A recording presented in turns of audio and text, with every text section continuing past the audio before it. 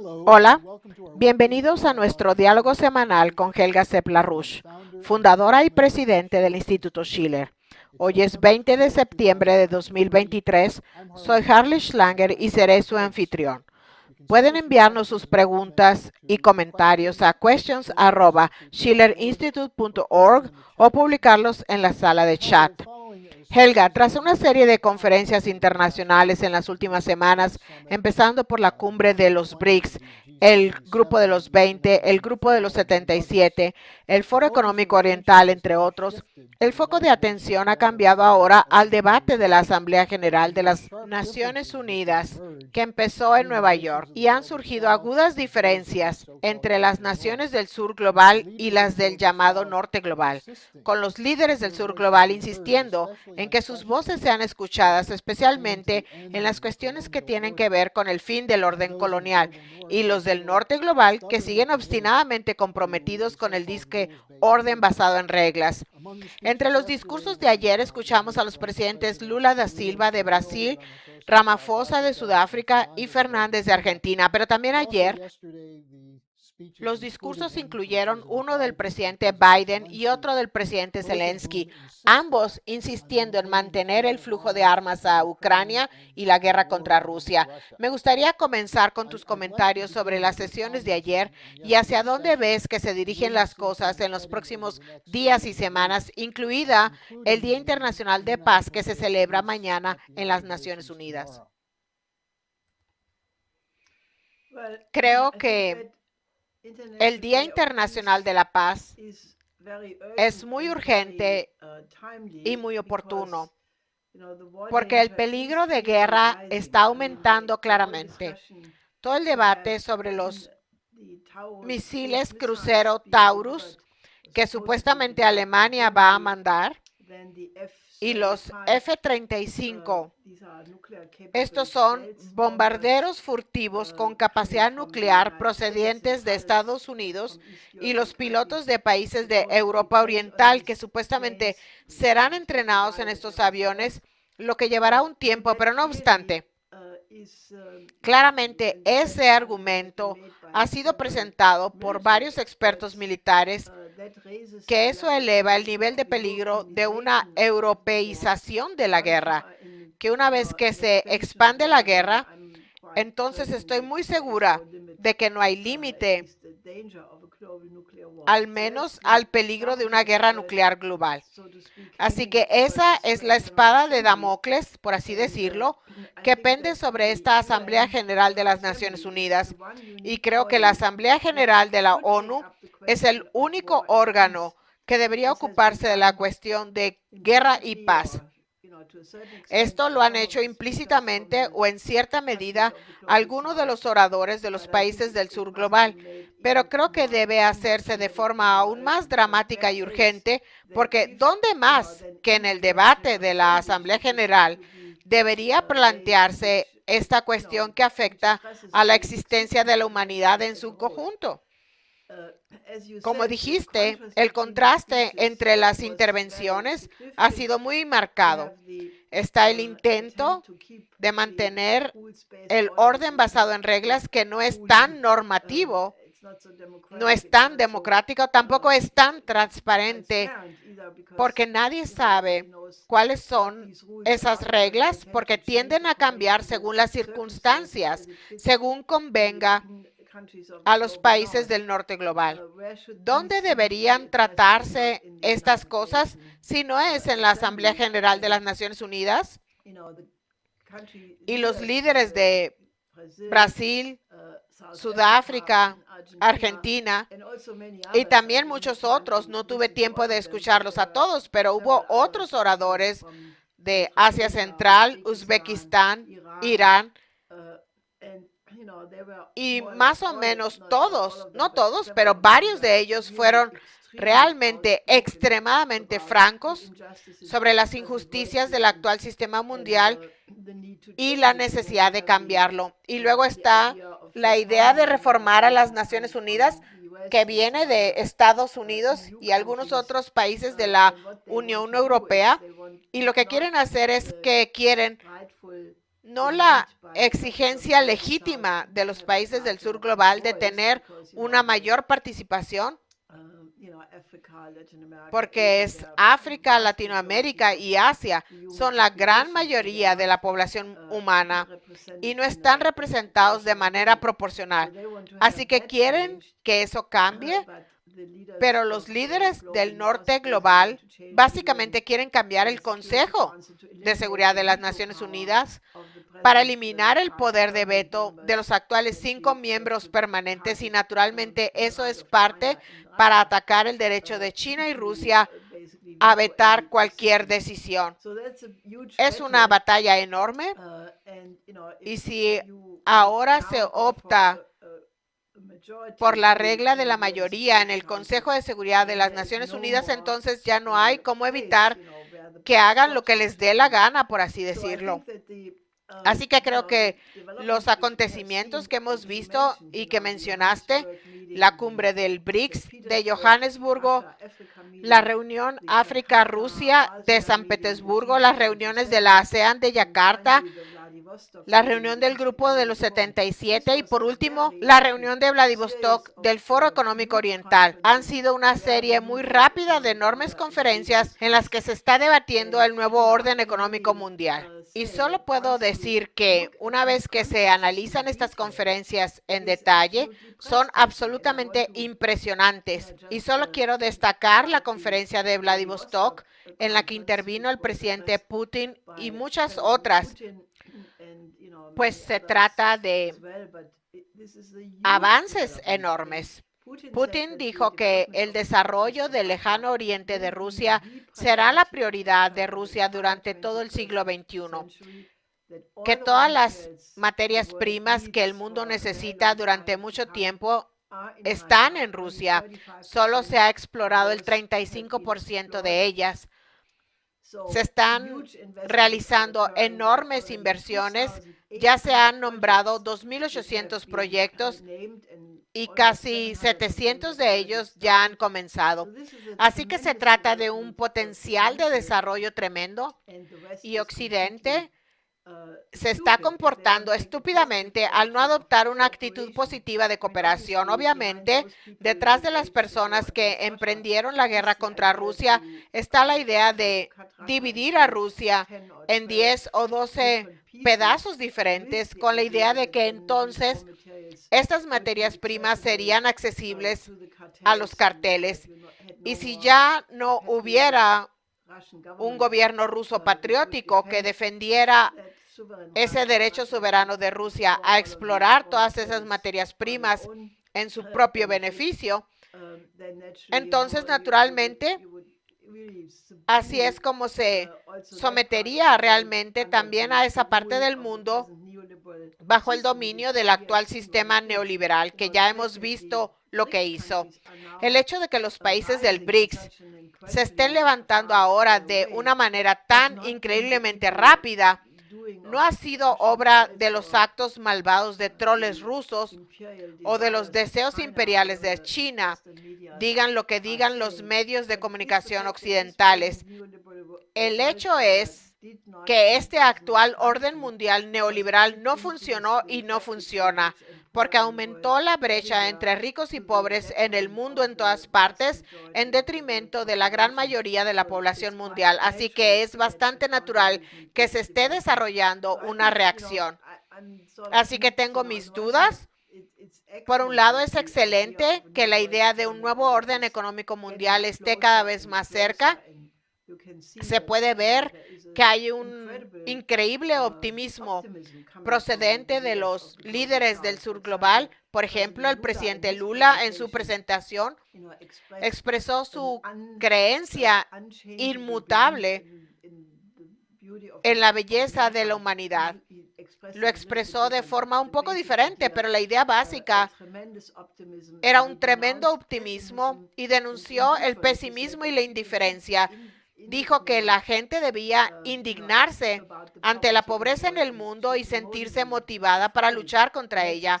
Y eso es exactamente lo que yo también siento, que si la gente observa los enormes problemas de muchas partes del mundo, debería sentir pasión por querer ayudar a superarlos. Naturalmente, estoy más o menos feliz, pero por otro lado, el peligro de la escalada de la guerra también está muy presente. Así que es una especie de baño frío y caliente al mismo tiempo. Y creo que solo podrá resolverse si organizamos a suficientes personas para que digan realmente, necesitamos una reorganización de este sistema transatlántico que está totalmente en quiebra y deberíamos cooperar con los países del sur global. Solo entonces se resolverá este conflicto. Tenemos varias preguntas relacionadas con la sesión de las Naciones Unidas. Intentaré presentarlas rápidamente porque también tenemos un par de preguntas filosóficas para ti. De Canadá alguien escribió, el secretario general de las Naciones Unidas, Guterres, en su discurso dijo que la arquitectura financiera actual es disfuncional, anticuada e injusta y necesita reforma. La persona escribió, ¿es esto una respuesta al BRICS y al sur global? ¿Llegará a alguna parte o es solo más retórica? Bien, no tengo el privilegio de haber hablado con el señor Guterres, así que no quiero emitir un juicio. Creo que a lo que definitivamente responde es al claro deseo de todos estos países, el BRICS 11, ahora hay 11 países. Hay unos 40 países que han solicitado o están en proceso de solicitar su adhesión. El grupo de los 77, creo que ahora son 130 miembros, acaban de reunirse. Han expresado este deseo y creo que se ha planteado eso. Ahora bien, ¿cuál es la forma correcta? Está obviamente el nuevo Banco de Desarrollo que fue actualizado por el presidente Lula. La ex presidente de Brasil, Dilma Rousseff, es la nueva presidente del mismo. Es una persona con experiencia. Ella es excelente y Lula ha dicho que el nuevo Banco de Desarrollo tiene el potencial de convertirse en el gran banco del sur global. Ahora estamos circulando en este momento el escrito de mi difunto esposo, el Banco de Desarrollo Internacional, porque él lo propuso ya en 1975 y este fue un tema muy debatido en la cumbre del movimiento de países no alineados e incluso lo adoptaron básicamente en la resolución final de la cumbre de Colombo en 1976, un año después. Así que se ha debatido y si se compara esta propuesta del Banco de Desarrollo Internacional con todos los escritos existentes, es el mejor documento conceptual, el más claro, sobre cómo hacer algo así, sobre cómo crear un nuevo mecanismo de crédito para el desarrollo. Así que solo puedo aconsejarles que consigan una copia, la estudien y la difundan.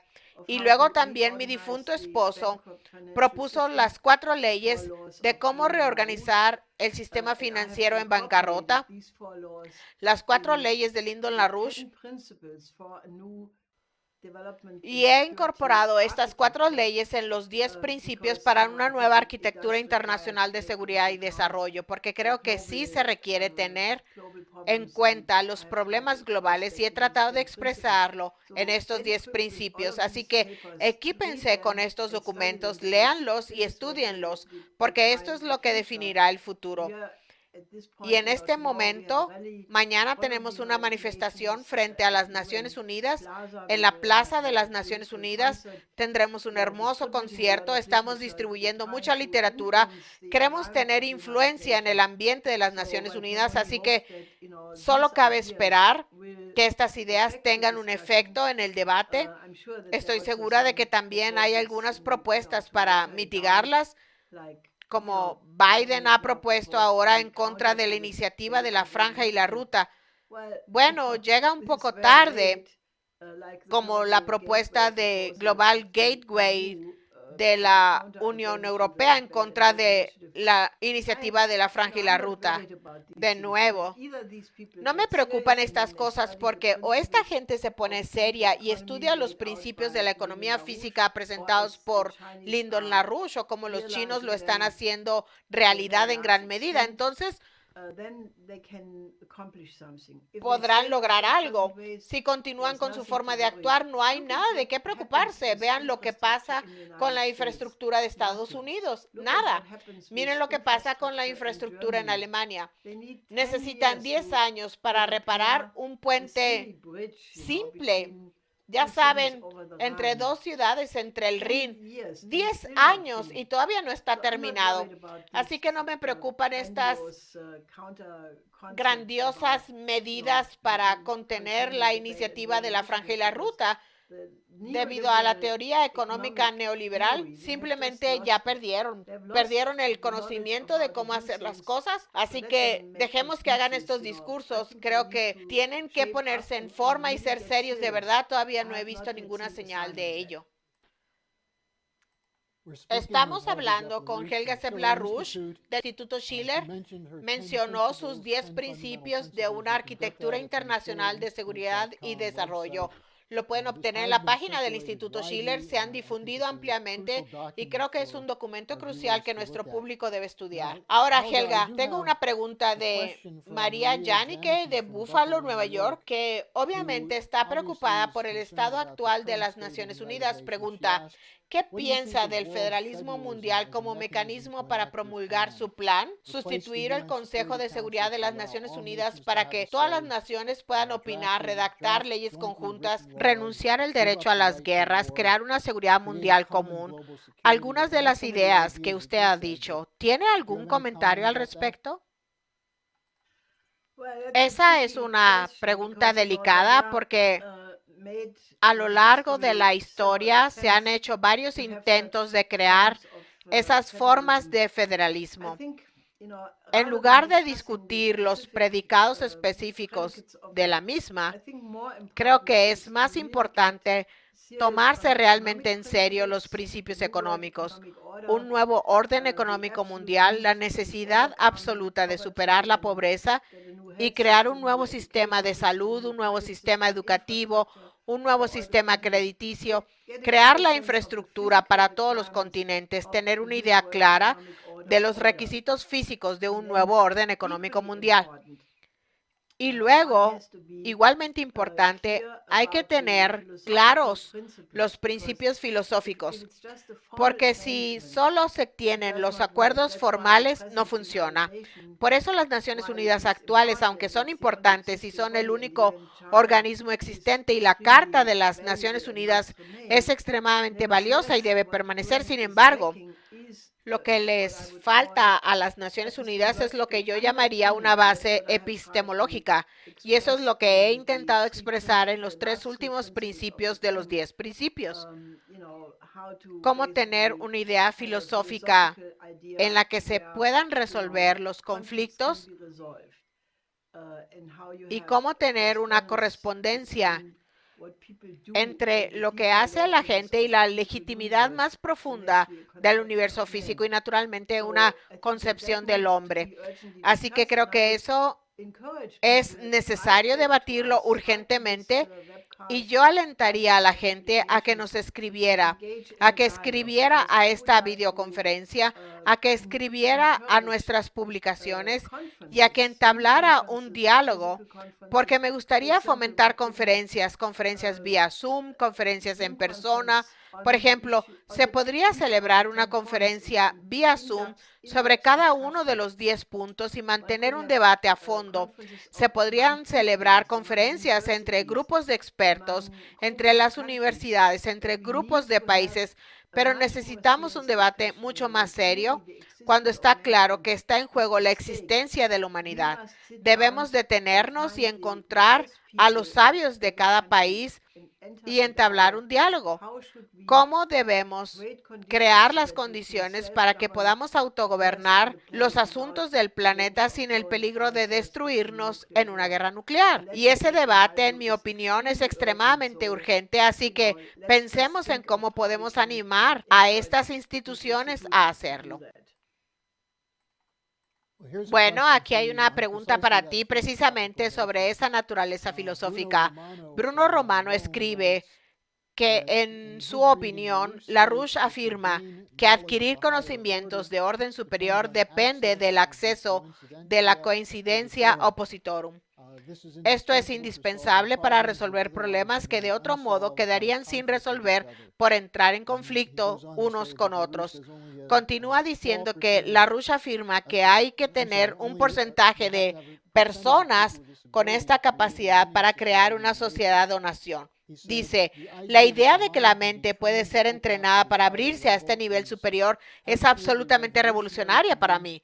Y luego pregunta, si tiene más sugerencias sobre cómo educar la mente en esta dirección y cómo invitar a los líderes de la sociedad a unirse a esta iniciativa para poner en práctica su capacidad personal de juicio. Bueno, es una muy buena pregunta porque el problema es que el nivel intelectual actual, tal y como lo intentan influenciar los medios de comunicación de masas, la industria del entretenimiento, el esfuerzo consciente por arruinar el teatro y la ópera con algo que en alemán se llama Regietheater. Harley, si conoces la traducción al inglés de eso, deberías ayudarme.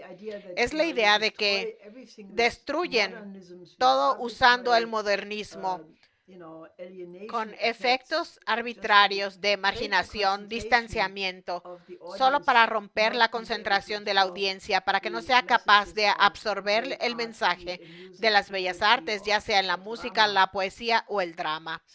Así que tenemos una población que está realmente estupidizada. Si comparamos el nivel intelectual de la gente de hoy, de la gente normal, con el de hace, digamos, 30, 40 o 50 años, está bajando, bajando, bajando. Y todo tiene que ver con el hecho de que, por ejemplo, en Europa, con las reformas educativas que hizo la OCDE en 1970, donde conscientemente se deshizo lo que llamó la Bildungsverlast, la carga de la educación de 2500 años, diciendo, Platón, ¿quién necesita eso? Beethoven, ¿quién lo necesita? Desechémoslo todo. Así que como consecuencia, los planos de estudio de la mayoría de las universidades y escuelas se redujeron. Mucho más sociología, mucho más estudios comparables, pero ya no se vuelve a las fuentes, no se vuelve a los descubrimientos originales. Ese era el principio humanista del sistema de Humboldt, por ejemplo. Así que como resultado, la gente es en general más estúpida. Si observamos al político medio, ya sea en Estados Unidos o en Europa, ¿qué sabe de la cultura clásica de Europa? ¿Alguna vez los han escuchado hablar de ello? La verdad es que no he conocido a nadie entre los dirigentes políticos actuales de Europa, Alemania o Estados Unidos que conozca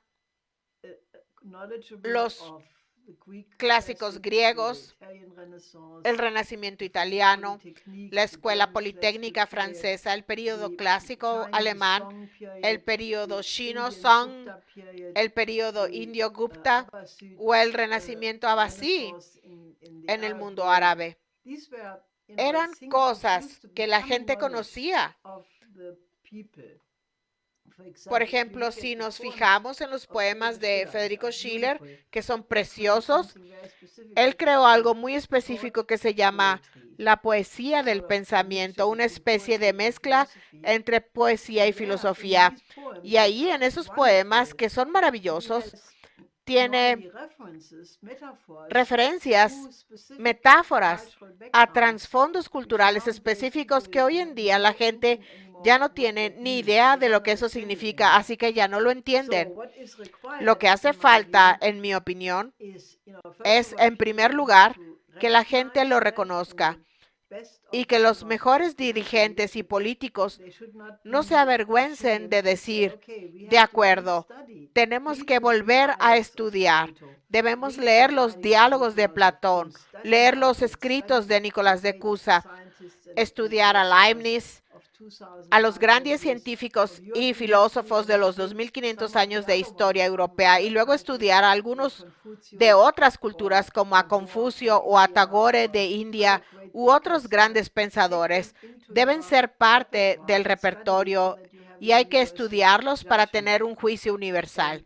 Y naturalmente, la música clásica es indispensable porque la diferencia entre la música clásica y, digamos, la música pop es una que se dirige a las facultades creativas porque obliga a la mente y a los oídos y a la percepción sensorial de la música a conceptualizar lo que Furtwängler llamaba entre las notas, o en la poesía o el teatro, si es escrito, la poesía lírica o el teatro que tiene una concepción clásica, obliga a la mente a pensar por encima de la prosa, a conceptualizar el mensaje que está por encima de las simples palabras, y ese tipo de entrenamiento de la mente es absolutamente crucial y resulta que es el mismo tipo de pensamiento que la coincidencia de los opuestos, que la mente puede conceptualizar siempre lo superior.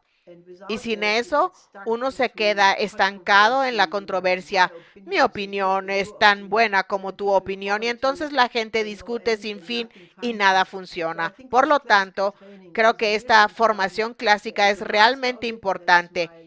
Hay un maestro en ello, es mi difunto esposo, Lyndon LaRouche. Afortunadamente, él escribió una enorme cantidad de obras.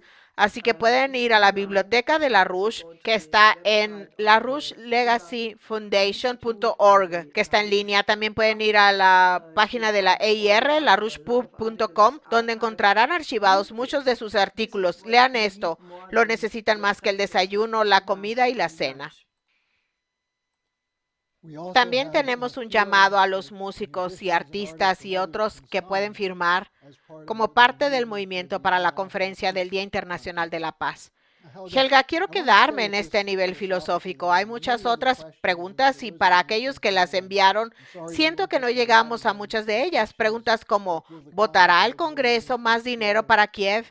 Y así por el estilo. Pero creo que esta es una pregunta directamente derivada de lo que acabas de comentar, de Thomas Blumstein. ¿Se necesitan muchos años de experiencia en el campo de la composición clásica, de la música, poesía y arte para entender estos principios superiores? Y porque no es muy común en nuestra sociedad, excepto por unos pocos aquí y allá que están entrenados en este campo. Lo bueno es que China empezó a hacer más accesible la tradición clásica de la historia y la cultura chinas.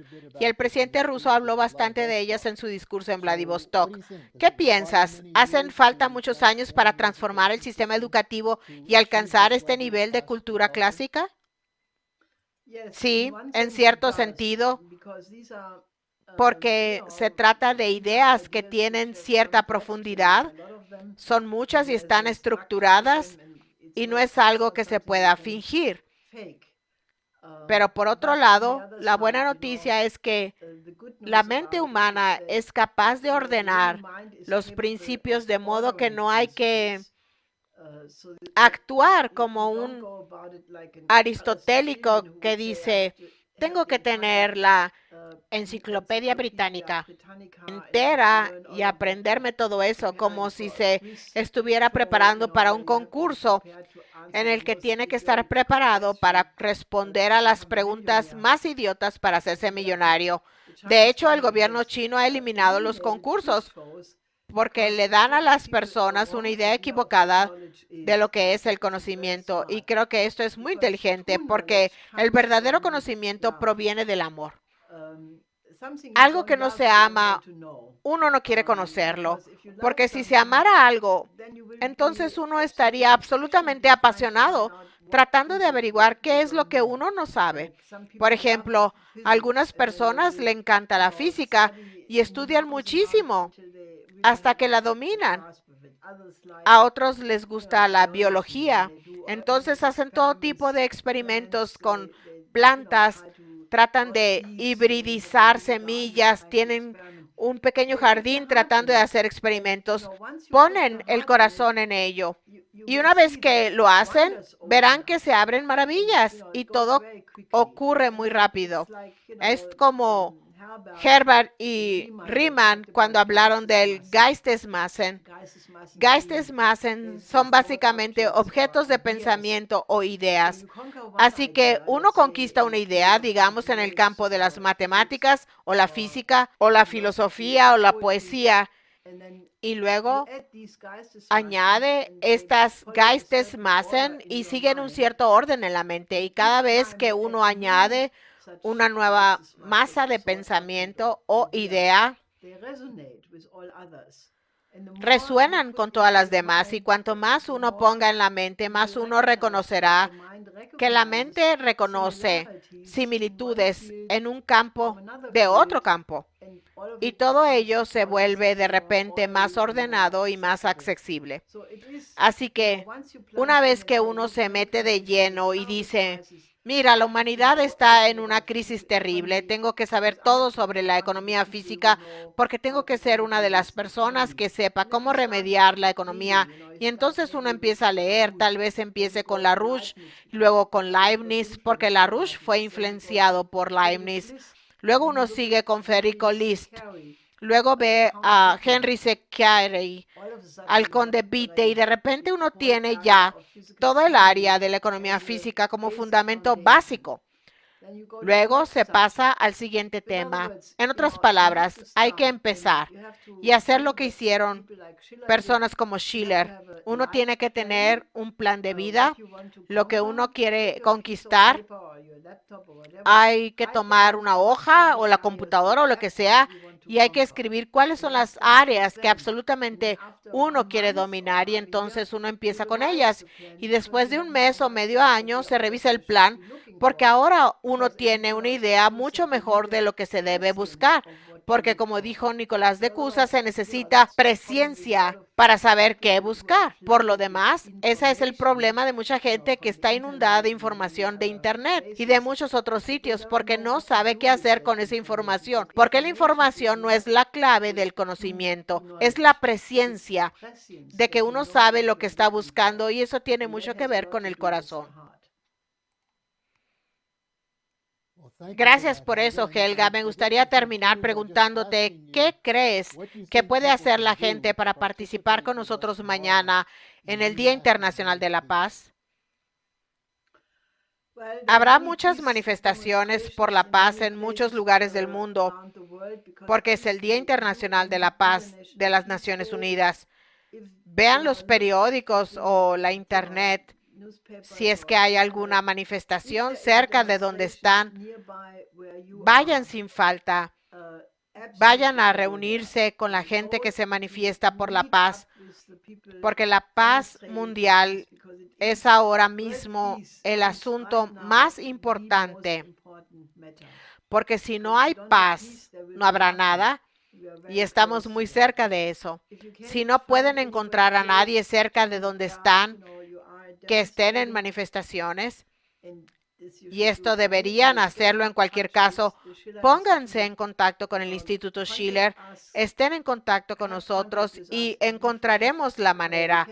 Pueden hacer muchas cosas, pueden visitar a su político local, pueden escribir cartas a los directores de los periódicos.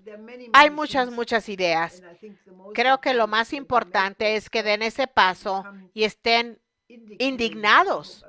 Hay que enojarse por la condición del mundo y no hay que dejarlo pasar, porque uno puede ser parte de lo que mejore estas cosas. La palabra que utilizaste fue indignados. Creo que la gente entiende lo que quisiste decir. Gracias por acompañarnos, Helga. Esperamos que muchos participen mañana en el Día Internacional de la Paz. Hasta la semana que viene. Hasta la semana que viene.